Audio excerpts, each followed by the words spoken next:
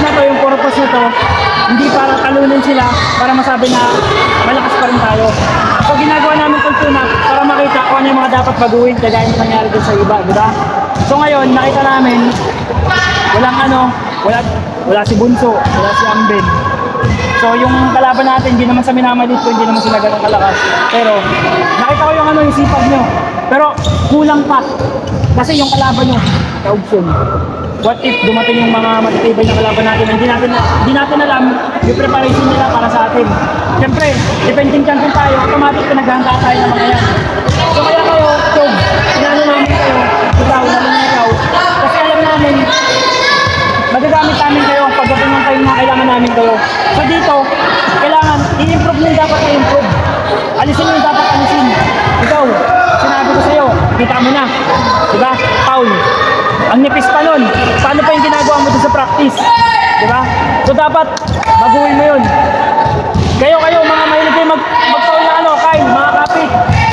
Kung depensa mo na kapit, iwasin nyo yung ganun. Sa practice, dapat i-apply na natin yung tamang depensa. Pati yung spacing, kanina yung sa triangle. Sabog-sabog ka agad kayo. Diba? Kailangan natin yung spacing, kaya pag may practice, kung hindi naman ganun ka-importante yung dahilan nyo, umattend kayo ng practice. Napaka-importante ng practice, tandaan nyo yan. Kasi dun magkakalaman sa practice. Kung hindi kayo attend ng practice, walang mangyayari. May nakita kayo sa GC nagdahilan, gagayahin nyo rin. Coach, di makakapunta kasi ganito ganyan, hindi man importante. Wala, ano mangyayari sa inyo? Depending champion kayo, dapat mas nagkakapursige pa kayo. Kasi pinaghandaan kayo ng ibang team, gusto magawin yung corona sa inyo.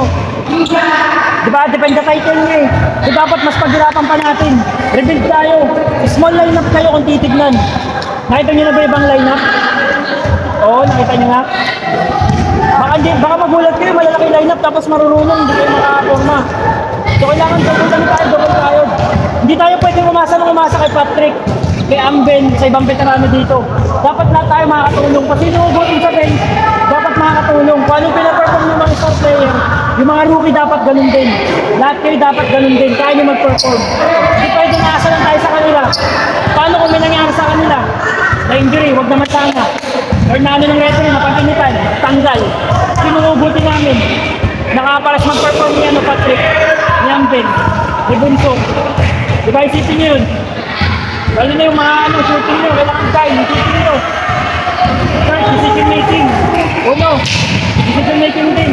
Mabilis magpasa ng bola. Dito, alert, mawala kayo sa alert.